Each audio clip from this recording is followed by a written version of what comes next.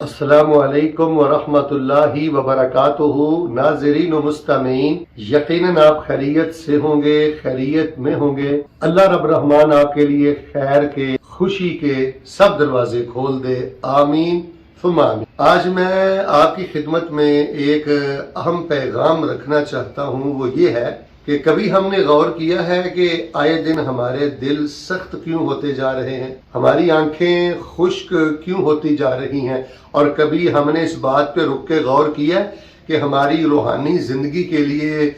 سب سے بڑا زہر قاتل یہ کون سی چیز ہے؟ تو بہت سی چیزیں ہیں جو زہر قاتل ہیں، وہ سب بیان تو نہیں ہو سکتی۔ بہت سے اعمال سیئہ ہیں، برے اعمال ہیں، اور کچھ غفلتیں ہیں جن کی بنا پر دل سخت ہوتے ہیں اور آنکھیں خشک ہو جاتی ہیں۔ تو ان اعمال سیئہ میں سے، برے اعمال میں سے ایک عمل یہ ہے کہ انسان کی نجی محفل پاکیزہ نہ۔ آج کی مجلس میں مجھے عرض یہ کرنا ہے کہ جو آپ کے کلیگ حضرات ہیں، جو آپ کے لگوٹیے دوست ہیں، پرانے دوست ہیں، گاؤں کے دوست ہیں، آپ کے اسکول کے، آپ کے کلاس فیلوز ہیں، تو آپ ذرا ان کے ساتھ نجی محفل میں سنجیدہ رہا کریں۔ ذو معنی گفتگو کرنا، اشاروں میں باتیں کرنا، لغو باتیں کرنا، اور دوسروں کی کردار کشی میں لگے رہنا، دوسروں کا مذاق اڑانا اور بار بار کہہ کے ہی لگاتے رہنا، اس سے دل سخت ہو جاتے ہیں۔ یقین مانے ہم نے ایسے لوگ بھی دیکھے ہیں جو کئی سالوں سے مساجد میں آتے ہیں، دینی پروگراموں میں آتے ہیں، لیکن ان کے دل سخت ہیں۔ وہ جوں کہ تو چغل خور ہیں، وہ جوں کہ تو فحش گو ہیں، وہ جوں کہ تو ضدی ہیں۔ اس کی وجہ کہ زبان سے فحش بکنے کے بعد اور اس کی عادت بن جانے کے بعد اب روحانی طور پہ ان کو ایسا کینسر ہو چکا ہے کہ ان کے دل سخت ہو چکے ہیں، ان کی آنکھیں خشک ہو چکی ہیں۔ آپ نے دیکھا ہے کہ کئی لوگ مساجد میں بیٹھ کر بھی فیس بک کا استعمال کرتے ہیں، علماء کی طرف، خطباء کی طرف اشارے کرتے ہیں، ہنستے ہیں، طنز ہوتا ہے، لمز ہوتا ہے۔ تو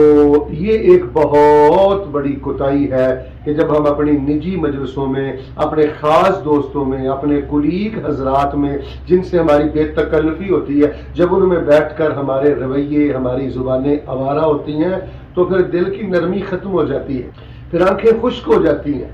پھر انسان روحانی طور پہ بالکل بے قرار ہو جاتا ہے۔ تو اپنی نجی مجلس کو پاک رکھیں جی، اور اپنے بے تکلف دوستوں میں بھی ذکر موت کیا کریں، اور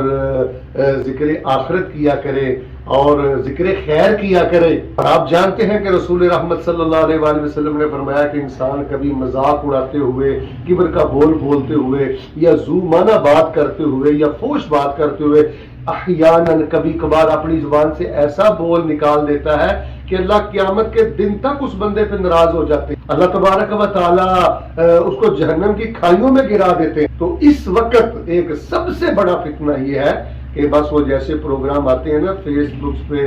یا یوٹیوب پہ، یا کوئی مذاق کراتے ہیں یا جگت کی باتیں، تو یہی سلسلے ہم اپنی نجی محفلوں میں شروع کر چکے ہیں، کاروں میں، اپنے دوستوں میں، ہم رکابوں میں، ہم سفروں میں، اور اپنے کلیگ حضرات میں، بے تکلف دوستوں میں۔ بس ہمارا موضوع ہی اب یہی رہ گیا ہے کہ بات بات پہ کہہ کے لگا، بات بات پہ دوسرے کا مذاق اڑانا۔ اللہ کا واسطہ دے کے کہتا ہوں، اگر اللہ نے آپ کو علم دیا ہے، آواز دی ہے، شان دی ہے، عہدہ دیا ہے، کسی کی عزت کو ڈسکس نہ کریں، کسی کا مذاق نہ اڑائیں۔ یہ چیزیں آپ کے اعمال صالحہ کے لیے جان لیوا ثابت ہو سکتی ہیں۔ جو دوسروں کو حقارت کی نگاہ سے دیکھتے ہیں، مذاق کی نگاہ سے دیکھتے ہیں، اللہ تبارک و تعالیٰ وہ زمزم سے بھی غسل کر لیں تو اللہ تبارک و تعالیٰ ان کو پاک نہیں فرماتے۔ تو آج مجھے بس یہی عرض کرنا تھا، کیونکہ مجھے نہ چاہتے ہوئے چند دنوں قبل کچھ ایسی مجالس میں بیٹھنے کا موقع ملا، لیکن وہاں جو میں نے کیفیت دیکھی، رویے دیکھے کہ بات بات پہ کہہ کے، اور بات بات پہ ذو معنی گفتگو،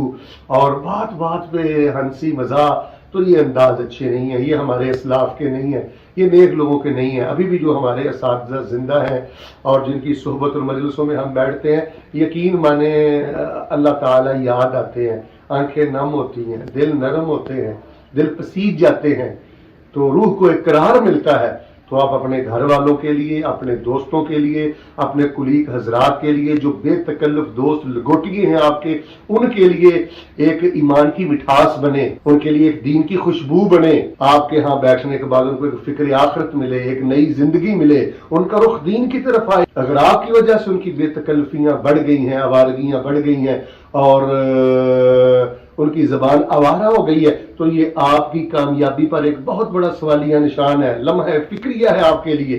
تو آنکھیں نم نہیں رہتی جی، دل نرم نہیں رہتے جی، روح کو قرار نہیں ملتا جی جب انسان نجی محفلوں میں دوسروں کا مذاق اڑائے، دوسروں کی چگلی کرے، دوسروں کی غیبت کرے، دوسروں کو ڈسکس کرے، ذو معنی گفتگو کرے،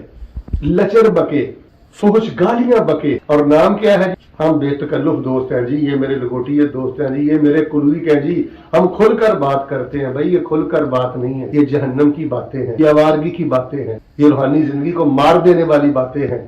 اللہ تعالیٰ کا ذکر کریں، سبحان اللہ و بحمدہ اللہم اغفر لی پڑھے، سبحان اللہ والحمدللہ ولا الہ الا اللہ واللہ اکبر پڑھے،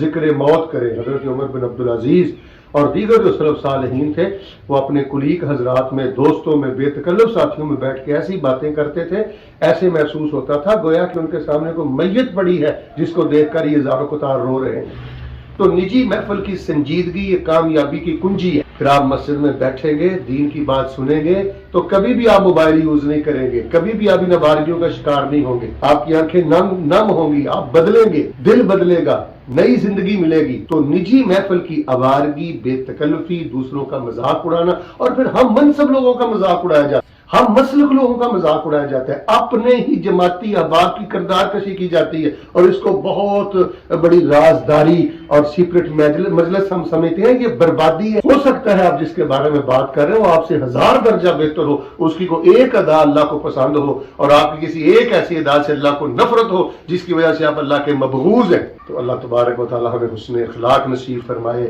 اور اپنی نجی محفل کو پاک کر لے، آپ کی تنہائیوں سے خوشبو آنا شروع ہو جائے گی۔ یہ میرا جملہ پھر سن لیں، نجی محفل کو پاک کریں۔ جب آپ گاڑی میں ہوتے ہیں ڈرائیور کے ساتھ،